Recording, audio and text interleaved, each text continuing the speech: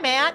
Thank you so much for coming on the Art of Living Well podcast today. We're really excited to connect, and we can't wait to dive in and learn about how you ended up like radically reinventing yourself.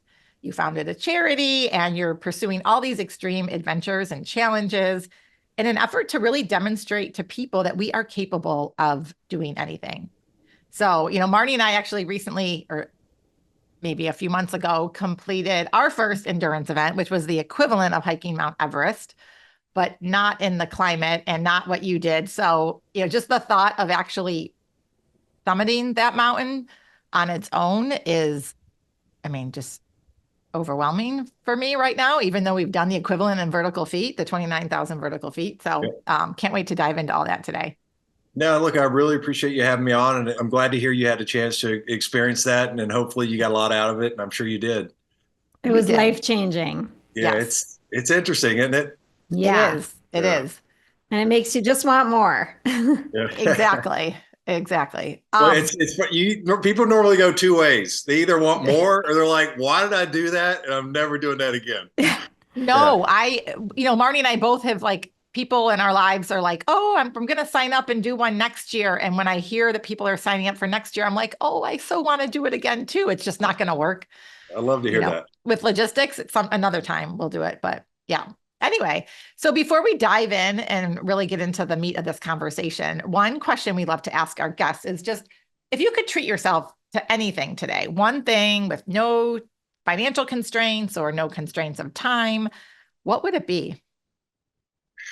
Yeah, that's a good question. I love the start of that. I think I'd go on a really long motorcycle ride because Okay. I'm passionate about bikes. I've got a couple in the garage, and it's been weeks and weeks, and actually it's been months since I've gone on a really long nice ride, and I could use that right now. That sounds wonderful. Yeah, and it's funny how it's something that you could do. You have access to it, but life gets busy and we just don't sometimes. It is. So. I know it's when I'm out there, I'll be thinking about everything else and everything. I'm like, I got to get back and do this and do that, and not really just be fully enveloped in it. Mm-hmm. And whenever I get a chance to get on the bike, it takes me away from everything. And I wish I had a couple hours to get out and do that right now. Well, you might need to make some time. Yeah. I know. I think I should. Anyway, so we're curious about, as you look back at how you got to where you are today, what are some of the defining moments, and how did you realize that you needed a dramatic change in your life? Yeah, it's a great question, and it gets into kind of a longer story, but the condensed version of that is several years ago, back in 2017, I was 38 years old. And I'd reached a stage of my life where professionally I'd had a certain level of success, and I had, I was comfortable and could go out and, buy what I wanted to within reason, and, take trips and do whatever. But I had this darkness inside of me that had been there for decades. And I think I know a lot of people can relate to this, is that there was a growing emptiness where I was just completely disconnected from everyone and everything. And even though I had a wonderful network of friends and family, I didn't feel like I just felt isolated, Mm-hmm. emotionally and mentally and just in every element you can think of. And my mother passed.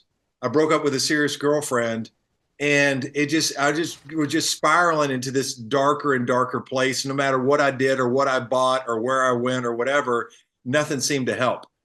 And it reached that absolute breaking point where I was ready to either, what I say is to check in or check out. And that's a very nice way of putting it. But I was really at that breaking point where I didn't want to continue. And, so at that stage is I decided that I needed an entire life change. And on a whim I packed up and went to the Mount Everest region for 3 weeks and spent 3 weeks hiking alone around there. And on that trip, I came to understand, what the issue was in my life, and why I was having all these challenges and problems, and just discovered that I wasn't living with any sense of purpose, that my life was only about me, and I wasn't trying to be self-centered. If a friend called me, I'd always be there to help them, but I was just living this self-centered lifestyle rather than a service-centered lifestyle. I didn't understand the role that I played in the world, the impact that I wanted to have. And that was really the start, of all this stuff. It just kind of, and I just, again, everybody I know can relate to this, I reached that breaking point where this emptiness and loneliness and isolation it just reached that tipping point where I had to make a decision. So I'm curious, just listening to you talk about that, like what made you want to go to the Everest region for 3 weeks? Like of all the things a person could do, that's just so interesting and like random in some ways. It's probably like when y'all did the 29029. It's just something that you've never done before. My entire life I was an athlete. So football, baseball, track, all that kind of stuff. I'd never done anything outdoors. I literally, people think I'm kidding when I say this, I'm not, is at the time I couldn't have told you where Everest was. I knew it was over there somewhere, and that was as good as I needed to know. It's in that area. And I was like, whenever I heard stories about people climbing mountains or rowing oceans or doing ultra marathons, I'm like, that is just beyond stupid. It sounds terrible. I don't know why anybody in the world wants to do that. And I had no interest in it whatsoever. But about a week and a half or 2 weeks, actually, no, a couple months before the trip, a very good friend of mine and I were having lunch or dinner here in Hollywood. And he brought a friend of his who years before had gone to Everest Base Camp. And for some reason, during dinner, he started telling the story about base camp, and it just resonated with me like it never had before. Like something was just like subconsciously, I was just open to it for some reason. And then after, my mom passed, my girlfriend and I broke up. 10 days later, 2 weeks later, I was on that flight to Everest because I knew I needed to make a substantial change in my life. And it wasn't going to be talking to a therapist once a week or reading a book or journaling or whatever, which are all very healthy things. But I needed a complete, total home makeover. And I have to do something extreme to make the change that I needed. And for some reason, it just resonated with me as like, this is the answer. And it turned out to be the answer. Something just deep inside of me, it called me over there. And that's really the answer for it. You were really tuning into your gut, I think, and you probably didn't even realize it. And it's amazing what happens when we do that, right? Yeah, it's people love to believe that we're 95% conscious and 5% subconscious. And I've come to learn definitively it's the exact opposite. We're only 5% conscious beings. And just something subconsciously said, listen, you need this. And for 3 weeks, every day was different. It was new food, new people, new places, new. So I couldn't rely on these old, crutches, that were going to inhibit my growth or inhibit my experience. Is I needed just completely new across the board. And that turned out to be a great answer for me. Yeah, wow. So can you dive in and talk about some of those shifts that happened on that 3 weeks? Yeah. Because this was really the turning point for you. Obviously there's physical shifts, but really the emotional shifts. Yeah, it's without question, there's one that just dominates it. And that was about 4 days in. I was in this tiny village called Tengboche, which is, you walk in, you walk out, there's no roads in that area, nothing like that. And only about 50 people live in this tiny village. But there is a Buddhist monastery there, which is the largest in the area. I was invited to join a service with about 8 to 10 monks. So I'm sitting in this monastery deep in the Himalayas with 8 or 10 chanting monks for an hour. Wow. And all I wanted to focus on was just to be present, because with my mind my mind can be, normally it's 1,000,000 miles an hour in every direction. And all I could just focus on was just be present. And as they chanted, after maybe 30, 45 minutes, I was feeling these waves of energy just envelop me to the point where I was literally struggling to breathe. It was that powerful of a physical reaction. And after the service, I was walking across this little village to a tea house, to have breakfast. And I sat down, and people have heard me tell this story, but it really is the defining story of my breakdown and breakthrough, where I sat down against a stupa, which is a small religious temple in the center of the village. And now it's maybe 7 in the morning and Everest is right in front of me. And she's still 3 or 4 days away, but she's just so large, you can just clearly see her. And, the sun's rising behind her and the clouds are moving across the face. And it is as picturesque as you can possibly imagine. Like tens of thousands of people come to this region every year to see this picture. And I'm just taking it in. And then all of a sudden, I just lose it and just start bawling uncontrollably like a baby. And I don't mean like there's a tear. I mean spit and snot and just everything's everywhere. And at the time, I'm about 40 pounds heavier than I am now. I was over 240 pounds. I had a beard, down to here. And I roll over my left side and I'm in the fetal position, just bawling uncontrollably. And I don't think I'd ever been in so much physical and emotional pain where I was just it just knotted up in a ball. But luckily something inside of me said, don't try to understand this. Don't try to rationalize it. Don't try to fight it. Don't try to explain it. Just whatever this is, you need to experience this, which was very unique for me because normally I try to fight everything or try to rationalize everything. And that lasted maybe 10, 15 minutes. I stand up and I'm like, what the hell was that? I'm just covered in dirt and still got snot, coming down my face. And I walk into the tea house where I'm staying to have breakfast. The owner brings a bowl of oatmeal over for me. I go to take a bite and I lose it again and just bawling. And I've got maybe 8 or 10 people around me now. And of course I'm embarrassed. So I'm covering my face, just crying uncontrollably in this bowl of oatmeal. And people think I'm exaggerating, but I swear I'm not. I was crying so long and so hard, I watched my tears fill up this bowl of oatmeal. That's the volume of pain we're talking about was coming out. And after another few minutes, as I lift my head up, and the room is now empty. Like everyone has just cleared this room. They're like, who's this nutcase who just keeps crying everywhere? And I looked up into the back right corner of the room and something spoke to me. And I don't know if you want you can call it whatever it is, like God or the universe or a collective unconscious or some type of energy field. And it said 2 things. And when I heard it, I didn't hear it with my ears, as I heard it with my heart. And I swear I'm not trying to be dramatic, but I heard it with every fiber and cell of every version of me that could possibly ever exist. And it said, you're not living with a sense of purpose, and your life is only about you. And in that moment, I knew 2 things. I knew that my life had changed forever, and I finally understood what my purpose was. In that my purpose was to help other people to find and live their purpose and to avoid that place of darkness where I'd been for decades, because I know what it is to be lost and alone in that darkness and confusion and what a horrible place it is. And then for the first time in my life, I understood the power and the magnitude of every single second. And it's not to sound cliche, but it's just our lives can change forever, for good or for bad, in any given second, to a magnitude where we can never go back. And I knew that I would never go back to where I was after that point. And then the rest of the trip just kind of progressed along that same manner. But that was really the start of everything, where, I mean, in an instant, my life changed. It was that strong of a transition that I experienced.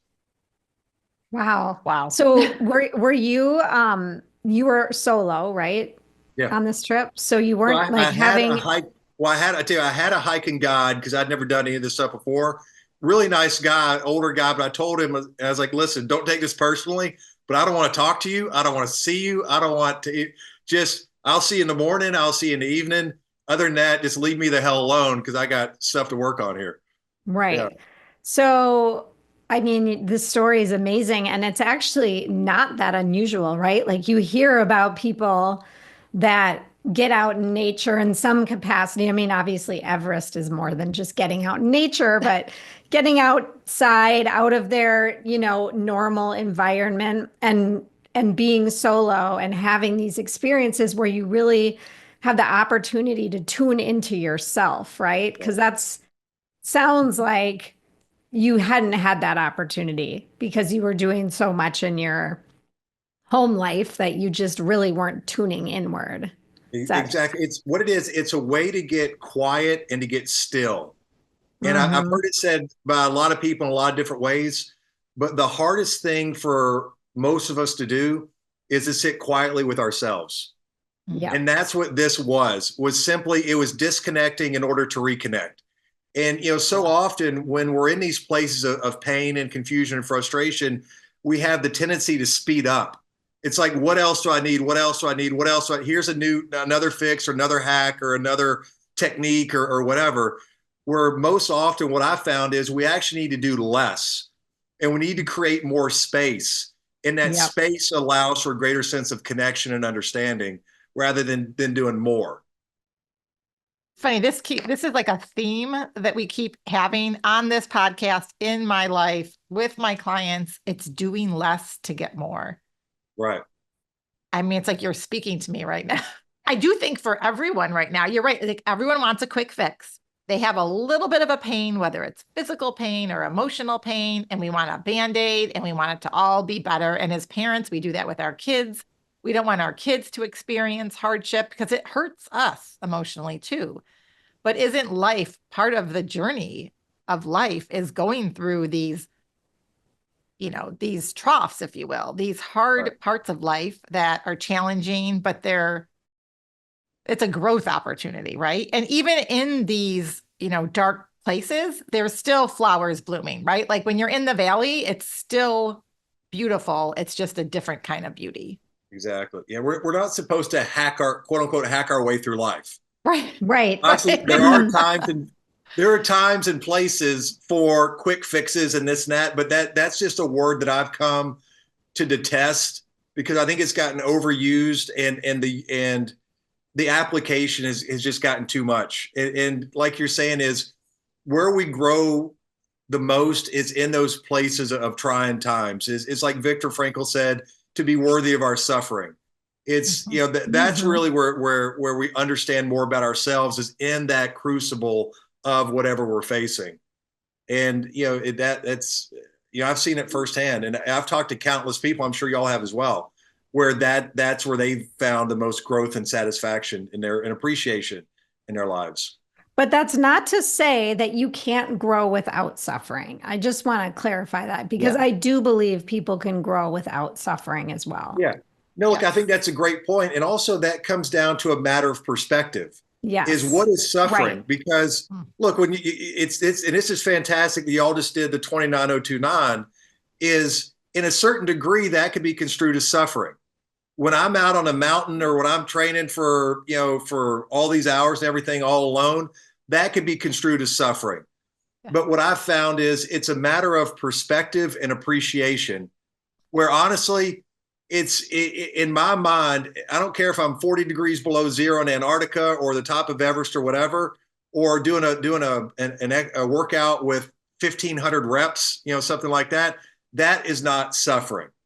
Suffering is, you're being a part of a concentration camp in World War II, or a prisoner of war, or you get a phone call and someone you care about has a terminal illness, or we need to change our perspective of Absolutely. what suffering is. Well, and it's That is, funny you said that because people would say to Stephanie and I all the time during training, you guys are crazy. Why do you want to do this? It sounds terrible. And for me, it felt like a gift.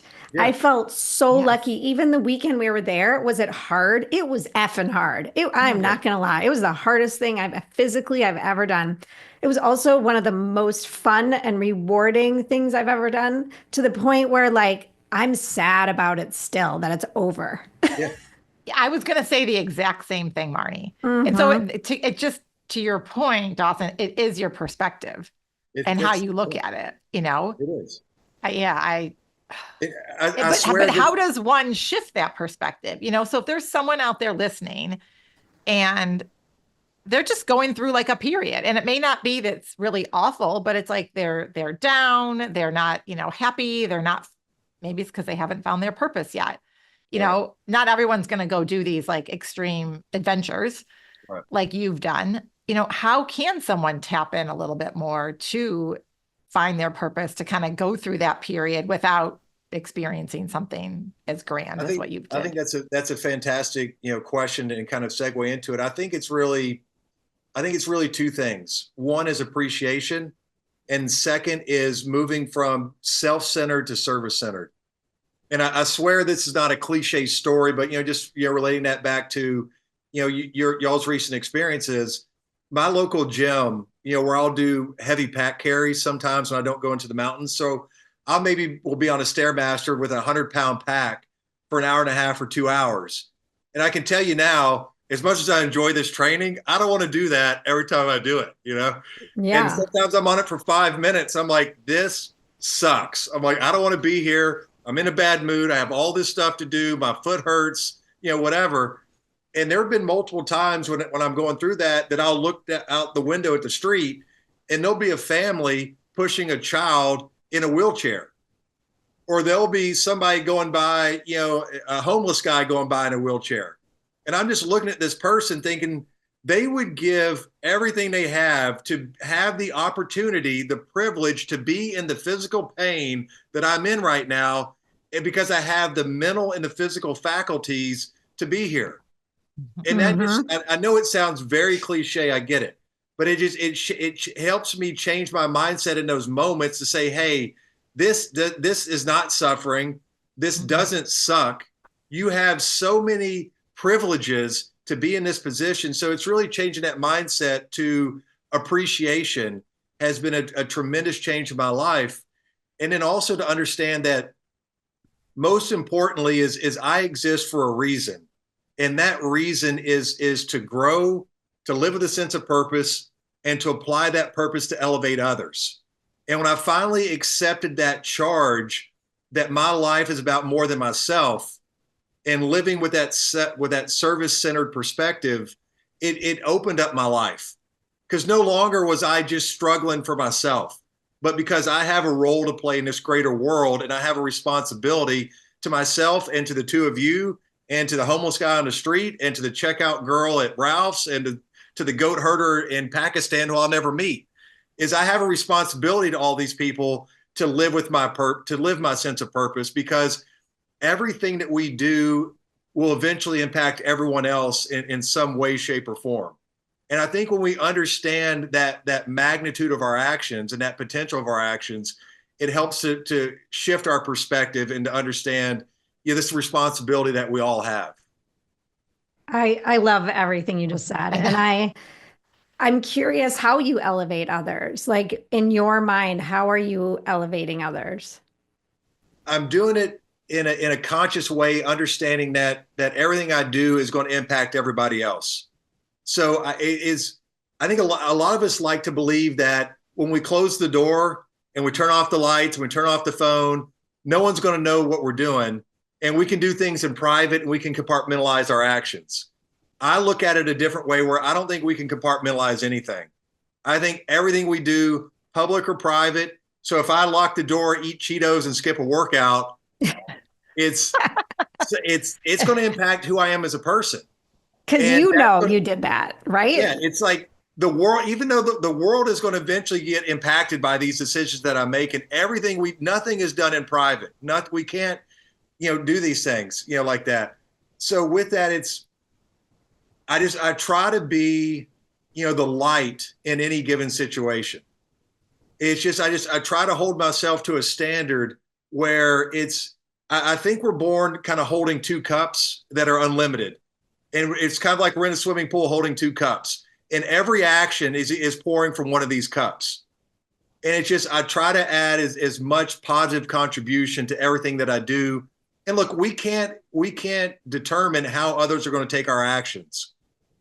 It's all we can determine is the authenticity that we provide and the effort that we provide. So if I try to be as authentic as possible and as earnest in my efforts as I possibly can, then the rest of it's going to take care of itself. And the rest of it's just simply out of my control. Mm-hmm. And maybe this dovetails nicely into talking a little bit about your book that was just a couple months ago released, Strength and Surrender. I won't read the entire rest of the title because it's a little bit of a mouthful, but just finding your purpose, facing your fears. Can you share some of those lessons, kind of take tagging out a little bit from what you already discussed, that our listeners would love to hear, and just that they could, kind of take into their lives and try to find that sense of purpose and overcome their fears?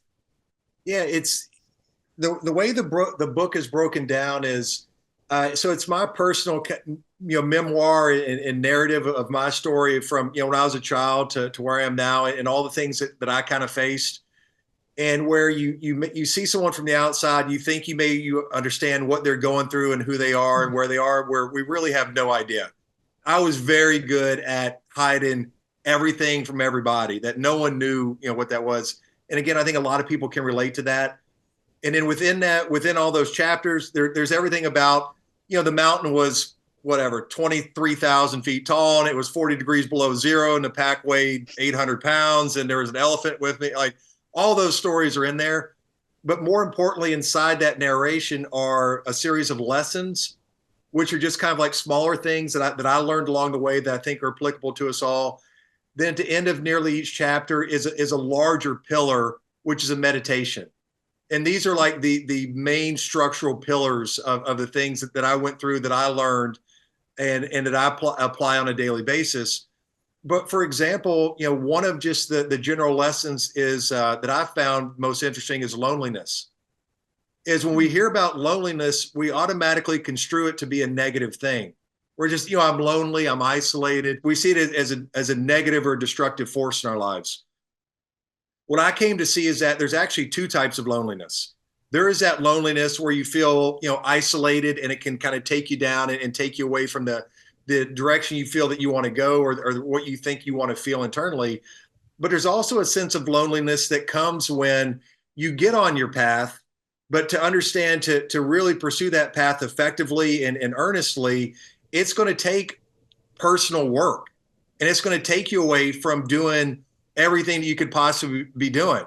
So maybe you don't get to spend as much time with friends, or sometimes with family, or taking the trips, or buying the car, or whatever it is that sometimes there's a sense of loneliness that actually builds us, that makes us stronger. It's kind of like, you're honing that the sword forged into fire, to where I hear a lot of times people talk about loneliness in a negative sense, where I've seen it where it can actually be a positive thing, where it makes you harder. And I don't mean like closed off harder. It makes you more resilient.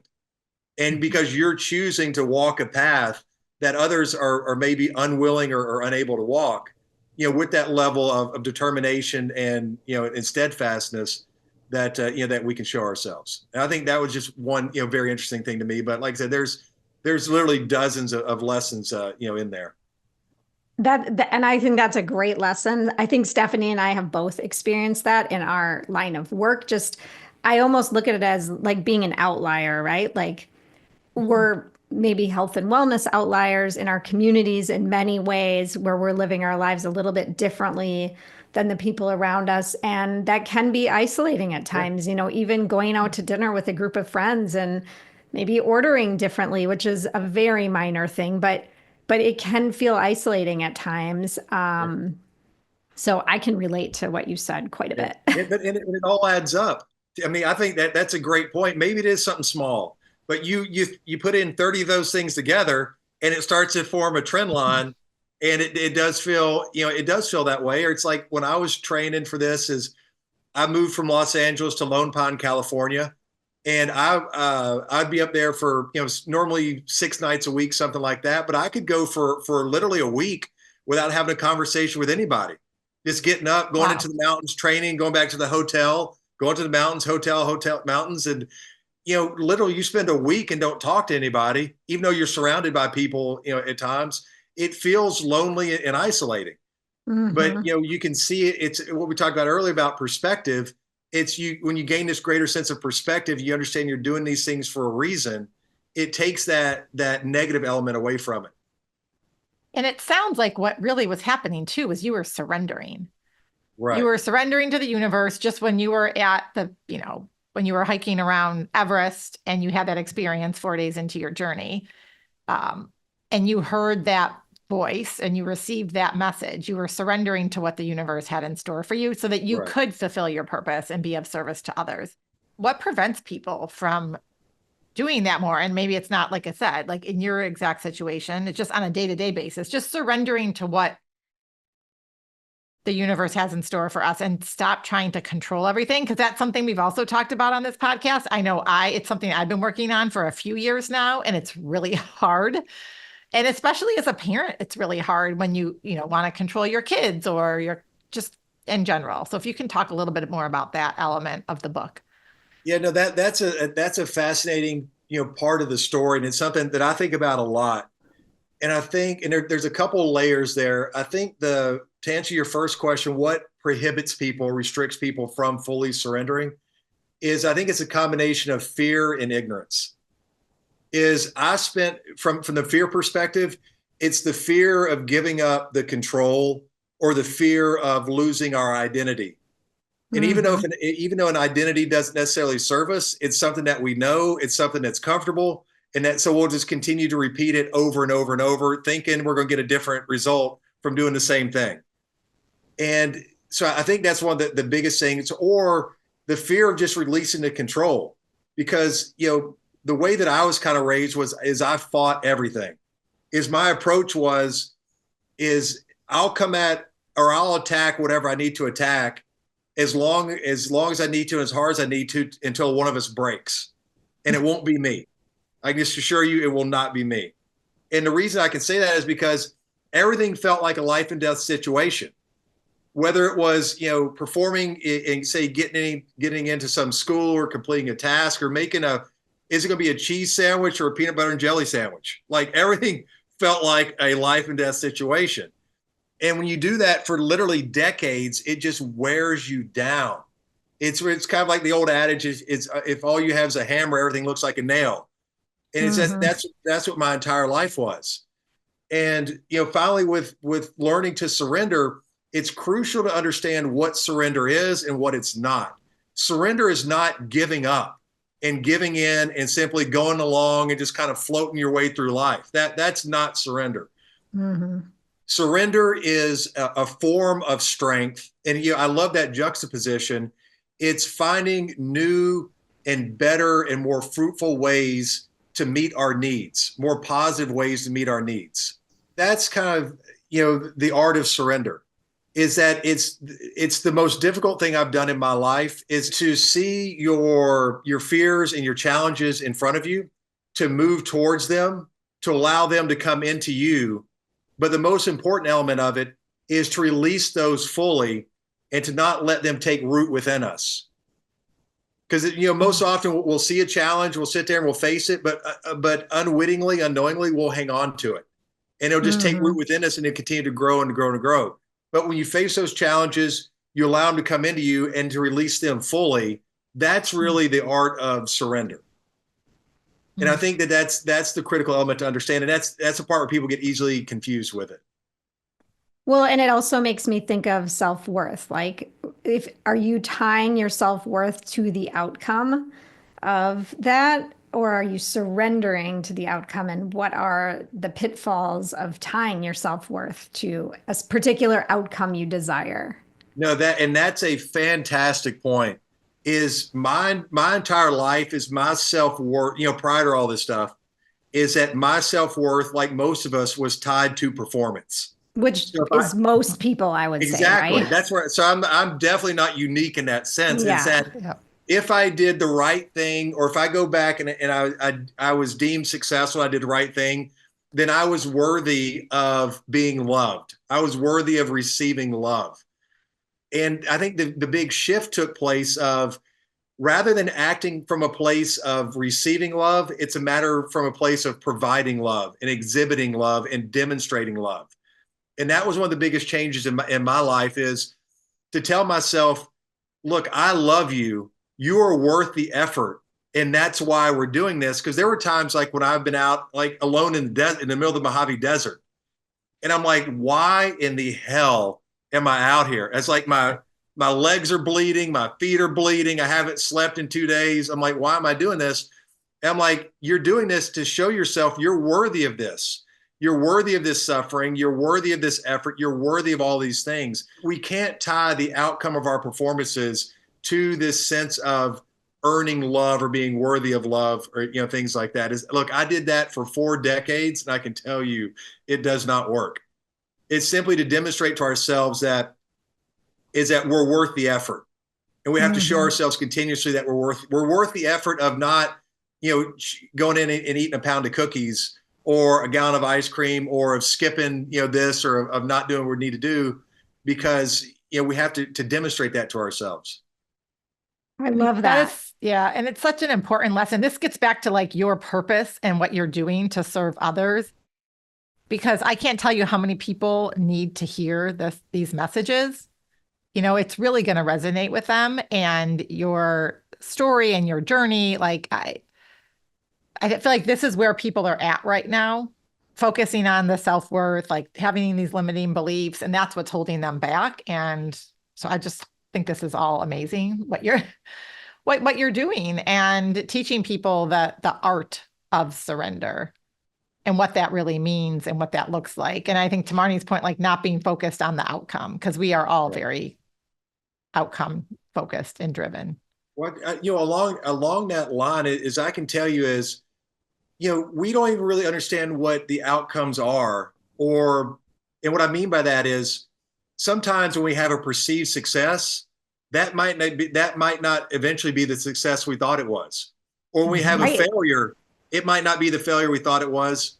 When I first climbed Aconcagua, which is the highest peak in South America. I always wondered how you say that. Yeah, now I know. Yeah. Aconcagua. Okay. So a little behind the scenes, or behind baseball or inside baseball, is the first couple years, I would just say it really fast, like Worcestershire sauce. Like that's another word. Yeah, but it's Aconcagua. Before I started Project 7 for Soldiers, this current project, I climbed Aconcagua for the first time, and my entire team failed to summit because of a bad weather window that we got. And we were only about 1,000 feet from the top. So we were around 22,000 feet and got turned around. That was the first time I'd ever failed to summit a mountain. And I came back, and for literally years, I internalized that. I'm like, you piece of crap failure. I can't believe you couldn't summit this mountain. And like, I really internalized it, even though it was beyond my control. But when I looked at it, is I took more from that perceived failure than I would have if we would have been successful in summiting that mountain, because the feeling of being there, and I wasn't in the shape that I should have been in, because I didn't know how to train. I didn't have the proper gear. I didn't have any other stuff. There were times I literally woke up at 3:00 in the morning out of a sound sleep, just thinking about it, just out of nowhere. And I used that as fuel during my training, is that every time I'm just like, I don't feel like training today, or I'll go 1,000 feet less, or I'll go an hour less, or whatever. I thought back to Aconcagua and that feeling that I experienced there on that mountain. I'm like, I will not have that feeling again. And that drove me for years and years and years. And then when I finally went back and summited Aconcagua, it meant so much more to me. And I became so much of a better person from that initial perceived failure than I would have if we would have succeeded. So that's one of the greatest moments in my life, was that initial failure on the mountain. It's so true, that notion of failure. I often try to have that conversation with my kids, because I think sometimes as parents too, we don't want our kids to see our kids fail, but like, that's how they grow. That's like, there's a big learning in every failure that there is. And so getting and people in general to be more accepting of that. Well, and I don't even like the word failure personally. Well, I've been trying to think of a word that's not failure. I feel like failure is a gift in itself, because it's just a lesson. Things didn't go the way you wanted them to go, but that doesn't necessarily mean it's a failure.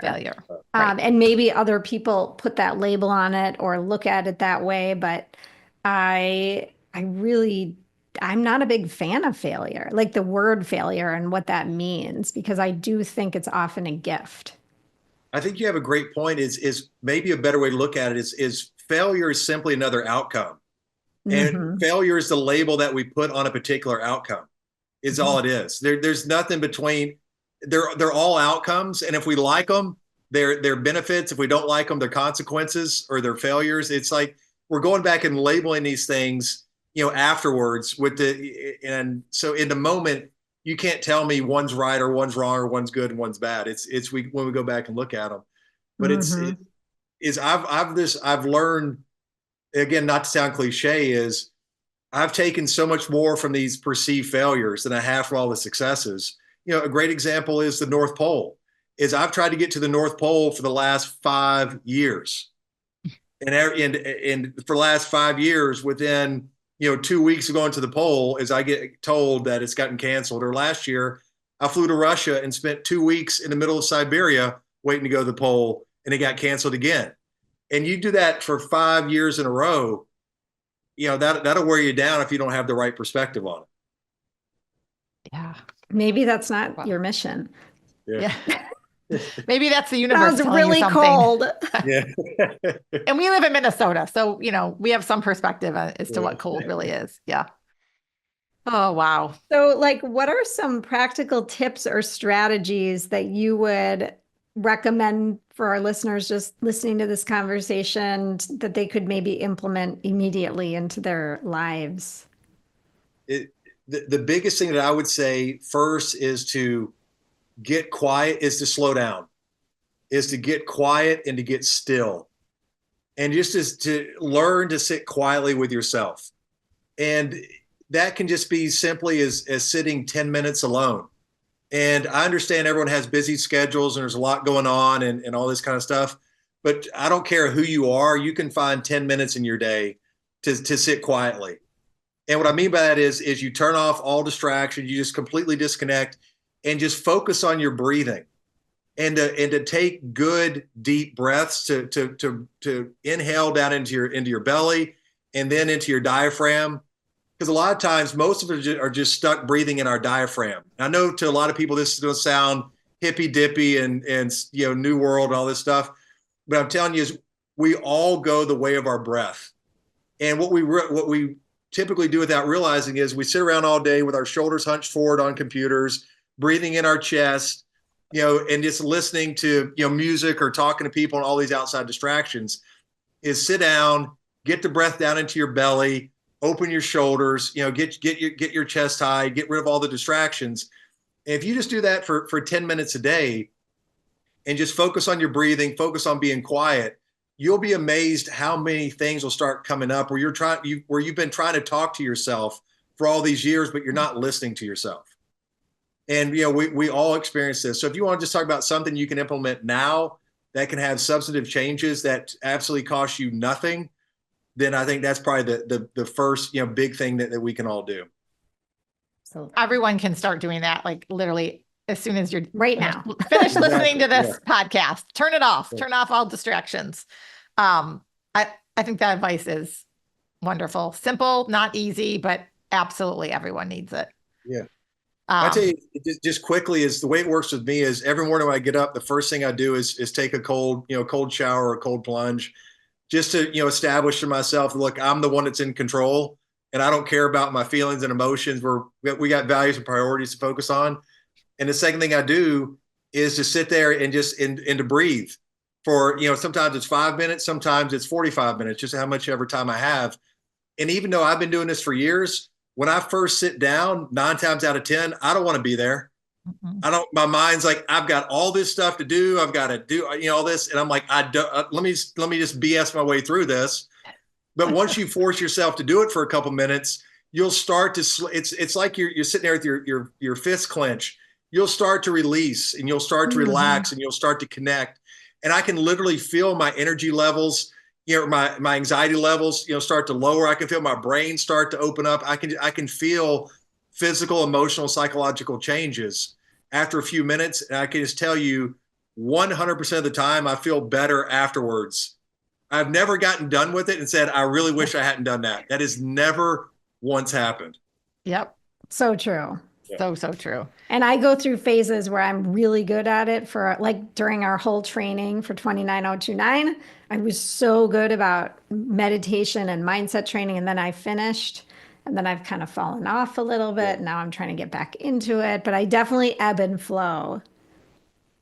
Yeah, that's funny, Marnie, because I got off of it during the last couple months of training because we had more training and I had to get it done in the morning. And so I skipped my morning meditation. And now I'm also in the process of getting back on. So I guess the point is we all go through periods where we don't want to do it and we don't necessarily perceive the benefit for those first few minutes. And then we feel so much better after and calm and grounded. Just quickly to close the point is we have to look at where we're placing our energy. Is it we're placing on what we want or what we don't want?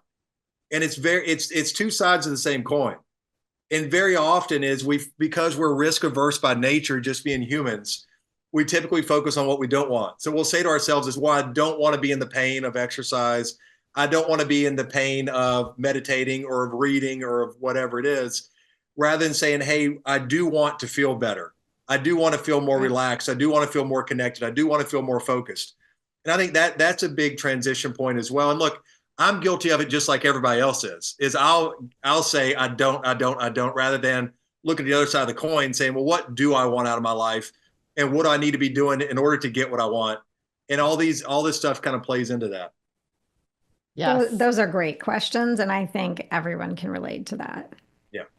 Absolutely. Look, that's the thing is there, even though I've had an opportunity to do some special things, there's nothing special about me or the things that I've done. There's nothing special about any of us in that sense is that we all matter, but we're not important. And it's crucial to understand is there's nothing unique about our experiences.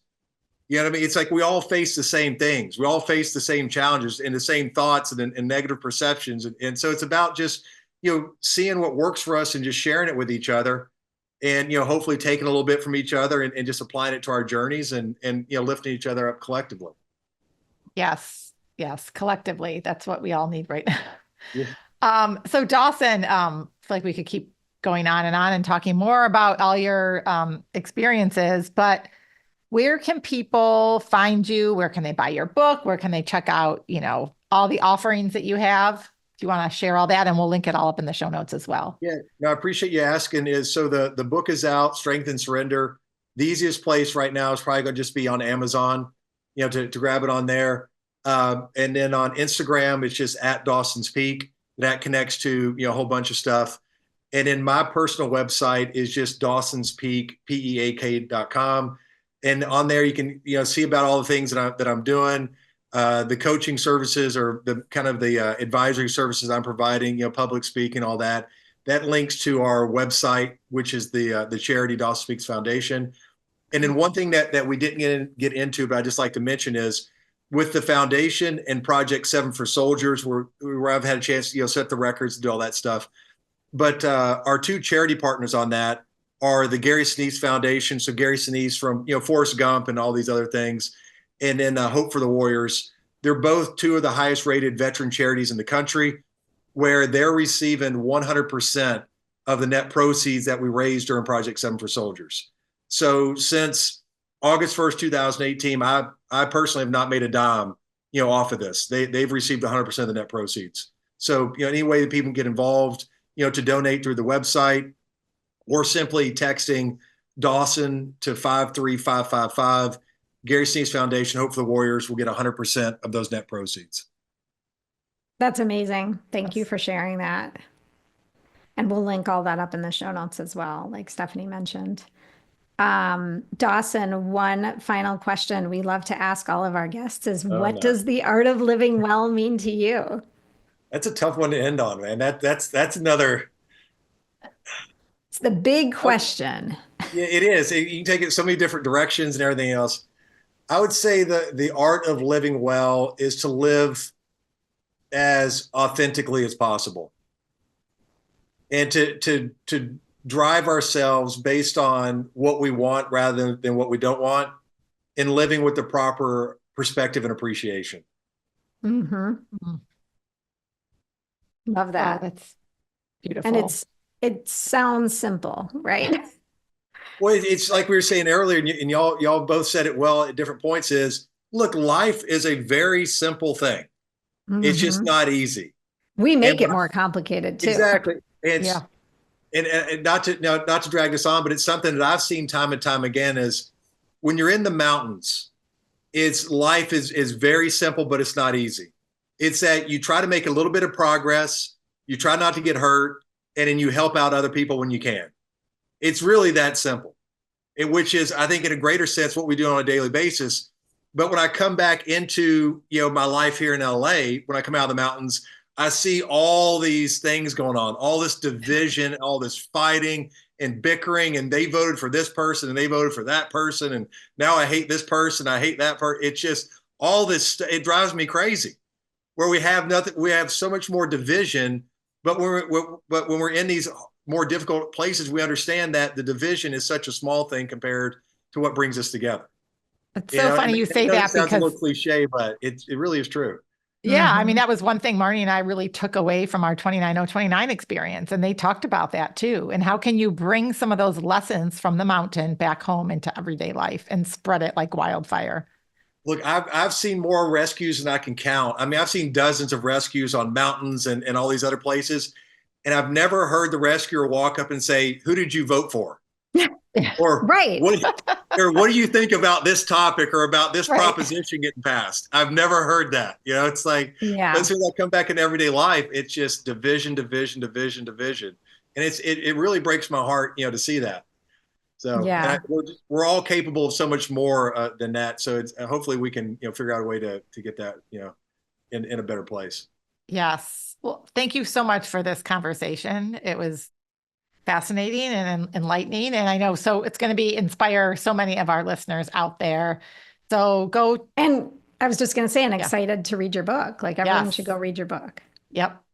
I appreciate that. And like I said, I've been having a chance before we spoke to see what y'all are doing. I've been very impressed, seeing the work that y'all put out there. So thank you very much for having me on. And hopefully if this, helps some people, they feel free to reach out to me and connect. And, I'd love to hear from everybody. Great. Awesome. Thank you, Dawson. Have a wonderful day. Have a great Thank you. day. Bye.